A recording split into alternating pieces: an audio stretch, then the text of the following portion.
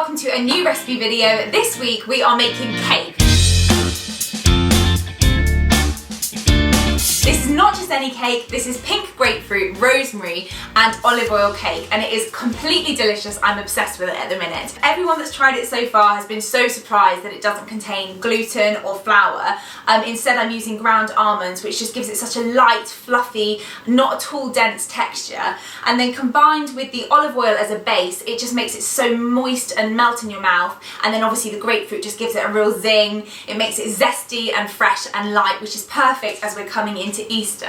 And also, I'm sure you're all aware of how much I love a fuss-free recipe, and it is literally a case of throwing it all into a food processor, blending it up, baking it. It takes about 5 minutes to throw together. First things first, we're going to zest our grapefruit, which actually is going to go into the icing, and we're just going to leave it to the side for the minute. It's quite important, you don't want to go too far into the white pith because that's what's really bitter, so just stay on the nice kind of golden rosy outside. Grapefruit originally actually came from the Caribbean, and it's grown in clusters like grapes, hence the name. And it's a really good source of powerful antioxidants which help to protect our cells, including vitamin A and vitamin C, which is really important for our immune system. And then I'm just going to leave that to the side for the moment, and then I'm going to get on with peeling the grapefruit. Instead of just using the juice, I'm going to use all of the inner flesh as well, because it's a good source of fibre, and it's going to stop our blood sugar from peaking and crashing really quickly. We don't want too much of the white pith on the outside, just because we don't want to make the cake too bitter. So just take off as much as you can, it doesn't need to be perfect. So that will do, and then we can put this straight into our food processor. Next, I'm going to throw in some lime zest. I'm also going to throw in some rosemary. Now, rosemary, actually, I love this. Rosemary in medieval times was a symbol of love, and it was worn in bridal wreaths, which I think is such a great story. It's also very anti-inflammatory, and it's also thought to be good for improving our memory and our concentration. Then the next ingredient is our extra virgin olive oil, which is known for its anti-inflammatory properties. It's very heart healthy, it's a good healthy fat. There's quite a few eggs in this. I'm using 4 eggs because that's going to really help it all to bind together. They're a very nutrient dense source of protein. Just try to not get any shell in there. To sweeten our cake, I'm going to be using some coconut sugar, which is an unrefined sugar, and it's made from coconut palm sap. So you can buy coconut sugar from most health food stores, or you can also buy it in a lot of supermarkets now, and it will just kind of help to balance out the citrus and bitter kind of taste of the grapefruit. I'm also going to add in a little bit of vanilla extract, which again is going to help to balance out those flavours.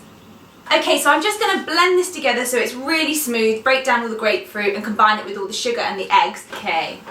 Oh, that is smelling so good. The smell of the grapefruit is just amazing. I love it. And actually, grapefruit is quite beneficial, I think, in aromatherapy. So we're probably getting benefits from just breathing it in. Once that's really nicely combined and nice and smooth, I'm going to add in the ground almonds.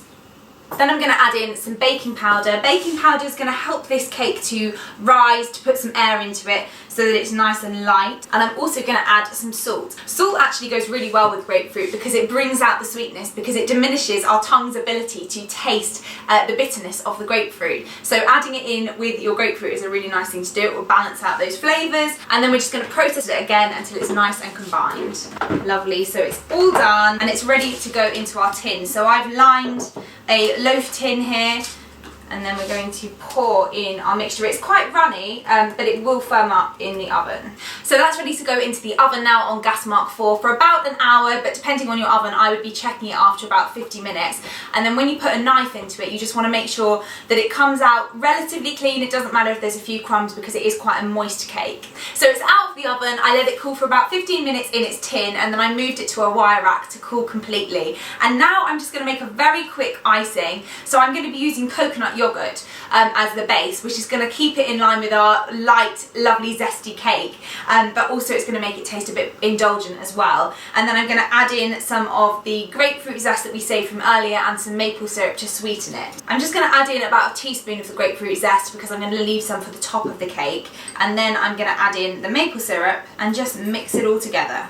Make sure when you put it on your cake that the cake is completely cool, because otherwise the yogurt will kind of go all runny and a bit weird. So we're just going to spoon it on. And then sprinkle over some of our zest. Of course you can get as creative as you like with this. You could add some dried grapefruit or some fresh slices, whatever you like.